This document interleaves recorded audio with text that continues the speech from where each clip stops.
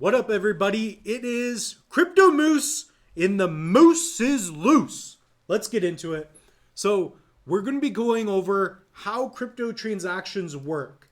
So let me get my graphics in order. There's something wrong. So after you like, comment, and subscribe, only if you enjoy the video, of course, we're going to be going over how crypto transactions work. So it is going to be a little bit slower of a video, but I do have visuals. And one thing to note is that you need to go back to the fundamentals of cryptocurrencies, especially if you are a beginner. Do not think that you know everything. I've been investing into cryptos for several years now, and the more I educate myself on cryptos, the more I go back, I start to find little things that I didn't know. One, in fact, I thought I knew exactly how public and private keys worked, but there was one thing that I'll mention here in this video that I didn't know and surprised me. So we've got the laser pointer here, and that's what we're going to cover.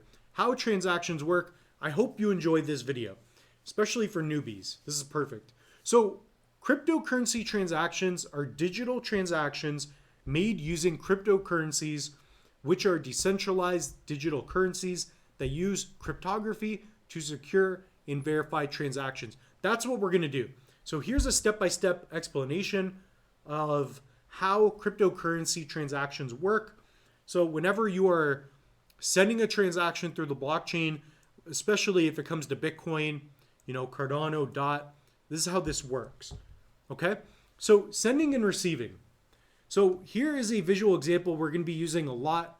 So John on the left, okay, he's got 0.014 90725 BTC in his wallet, and Amy has 2 Bitcoin. Amy's loaded, must be doing OnlyFans. John's not doing well. He's still flipping burgers at Burger King, but it's okay. If you work at Burger King, I'm not insulting you. I'm just saying clearly they're in 2 different markets here. So sending and receiving addresses. This is very crucial. So when a user wants to send cryptocurrency to another user, they need to have the recipient's cryptocurrency wallet address. So when you are sending crypto, let's say I have an app on my phone. What I'm going to need is, let's just say I'm John. I need Amy's public address. So what's important to note here is that we also have private keys. You do not want to share this with anybody. This only belongs to Amy. What I'm going to do is scan Amy's address, okay? Or, so that could be a QR code, or Amy can send me her public address. So the sender must also have a wallet address, and this address needs to be of the same crypto. So in this case, we're going to be using Bitcoin. So once the sender has the recipient's address, so for example, I'm going to scan Amy's address. That will be shown here. Let's say we're using an Exodus wallet. So I'm going to be sending a little bit of Bitcoin. These numbers aren't accurate, but it doesn't matter. It's just for visual representation. So I have this balance. John has this balance, and we're going to send 0.01 Bitcoin. And if you don't know this, Bitcoin is divisible by 8 decimal points. So there is, I believe, 10 million sats. So 10 million Satoshis in 1 Bitcoin. So this transaction includes the recipient's wallet. So signing the transaction, the sender must sign the transaction with their private key. So the way you're doing this is because you own the seed phrase, the private keys, you are the owner of that wallet, not your keys, not your cheese, not your keys, not your assets. What I'm going to do is sign, because this wallet holds your private keys. Make sure you recover this. Do not use this or share this with anybody. The sender must sign the transaction with their keys. This is a unique secret code. So you also may have a QR code for this, but most of the time you will just have a string phrase. Also in the form of handles sometimes as well. Okay? So very simple. You're going to scan their QR code and then put in the amount, and we'll keep going here. So after the transaction is signed, it is broadcasted to the network. So I made a little visual as best as I could for you. So let's say I were to send this amount, okay? It is now going to be processed through the Bitcoin, in this case, the proof of work Bitcoin network. So it's going to be processed through computers that verify transactions, and they are the ones that get rewarded for the new supply. That's their incentive to do so. In the Bitcoin halving, every 4 years, the amount that get distributed is cut in half. Very simple. So this means that it is sent to all the computers that are part of the network. So this is what makes it decentralized. There's no middleman, just people that are mining, they are incentivized to verify transactions because they can be rewarded with some Bitcoin. And that's why it's called the blockchain, because they're sent through the blocks through the chain. Okay, so now Amy is about to receive a little bit more Bitcoin. Okay, so once the transaction is verified by the network, it is considered to be confirmed. So you have to wait for confirmations depending on how fast the token is. So Litecoin's very fast. It's basically instant. So as you go with crypto, you will get that feedback. And then, of course, this transaction is then recorded on the blockchain, which is public.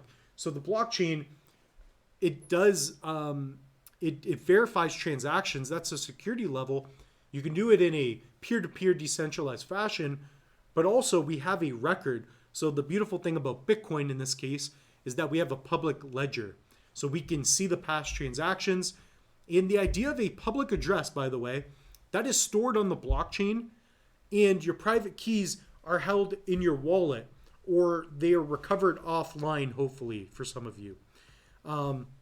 So what's cool about the blockchain is that that's how we can see how many are in existence. Who has what? Not exactly who has it, but which wallet has it. So that's what makes it a unique system. When you generate a Bitcoin wallet or a Cardano wallet, what you're going to do is have a public and private address. Your private address or private keys, those you don't share, you hang on to them. You use that equipped with software or hardware wallet to sign transactions, okay? So if somebody gets access to that, you're screwed. Okay, so if we look here, Amy added some Bitcoin and John lost some Bitcoin. So you also have fees. So depending on the network fee, meaning, you know, what's the price of Bitcoin, how fast you want to send it, you can control that. So if we go back, you can, on some wallets, most of them, you should be able to control it. So it only costs 16 sats. So that's that. So it costs 85 cents if we wanted to do that transaction. That's an actual screenshot from one of my wallets that has nothing in it. So when a user sends a cryptocurrency transaction, they usually have to pay a transaction fee. This fee is paid to the network to compensate the computers that verify and confirm the transactions. So here you will have a wallet balance after the transaction is finished as well. And then of course you will see that fluctuate. So in summary, cryptocurrency transactions are made by creating a transaction that includes the recipient's wallet address and the amount of cryptocurrency being sent. The sender signs using their key, their private keys, which is held in the wallet, and the transaction is broadcasted to the network. Once the transaction is verified and confirmed by the network, the cryptocurrency is sent from the sender's wallet to the recipient's wallet. And also, just to let you know, I did use ChatGPT to help me with this video. I did have to put in a lot of work, create the visuals, but I wanted to mention that because I am a savage. So that's how cryptocurrency transactions are sent. And I hope you enjoyed this one. Definitely check out the links in the description below. I've got online courses. Use the coupon code MOOSEISLOOSE. It's already attached in those links. So comment down below if you enjoyed the video. Ask us what else you would like to see here on the channel. We are your learning database for everything crypto and NFTs. So we will see you in the next one.